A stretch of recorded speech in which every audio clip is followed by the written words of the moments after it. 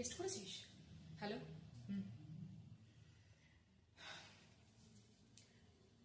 আমাদের সবার বন্ধু ফারহান মুস্তাফিকে পুলিশ ধরে নিয়ে গেছে। বারবার বারবার বিভিন্ন কারণে ফারহানকেই টার্গেট করা হচ্ছে। আচ্ছা, ফারহান কি আমাদের থেকে আলাদা? নয় কিন্তু। ফারহান আমাদেরই একজন।